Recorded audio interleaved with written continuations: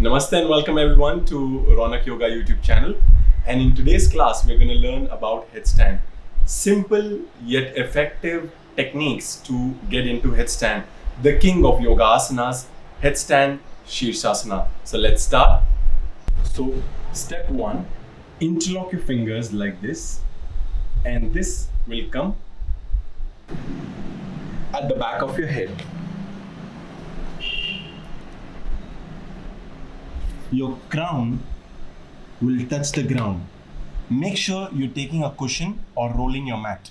With the mat rolled twice or thrice, interlock your fingers, elbows are closer. So, elbows are closer, making a triangle point, and the back of the fingers are touching the wall. Lift up and touch your back to the wall. Bend your right knee, bend the left knee.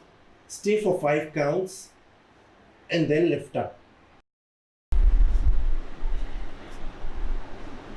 You can keep your eyes closed or open and breathe from the nose, exhale from the mouth.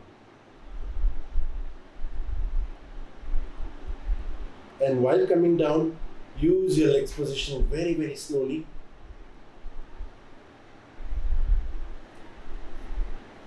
And stay in child's pose.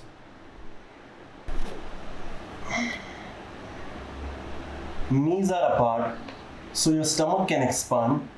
Inhale from the nose, exhale from the mouth. That's the child's pose or balasana. Stay down for as long as you have stayed up in the Sirsasana or the headstand. Slowly take support and come up. So that was headstand in few easy steps. Now precautions.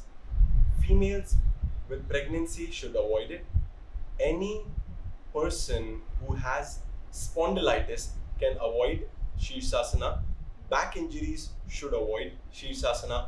High blood pressure should avoid Sirsasana, and any heart disorders should avoid Sirsasana or the headstand. Now there are a lot of benefits of doing headstand. Your blood flow is going to the head and it improves your nervous system, the blood flow in your nervous system in your head. It also gives you focus and awareness in the body. It resets your glands. All your hormones in the body are resetted when you do headstand over a period of time. Your adrenaline gland, which produces stress hormones, that also is calmed down, and you surely feel more relaxed and calmer after headstand. You have to make sure that you have to do balasana for at least the time you are staying up in headstand. So a lot of benefits, but in case if you can't do headstand in these few steps, ask your local yoga teacher to guide you into the same. Your core needs to be stronger, so daily Surya Namaskars have to be done. Nadi Shuddhi Pranayam is also going to help you keep more calmer and balanced when you're up. There is another variation where you can kick your legs up, which I would not recommend.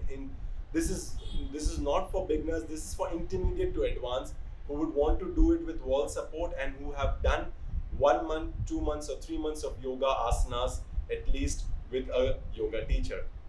Alright, so do not forget to subscribe to my channel. I hope you enjoyed my today's video on headstand. Thank you so much. Have a lovely day ahead. Take care. Bye-bye.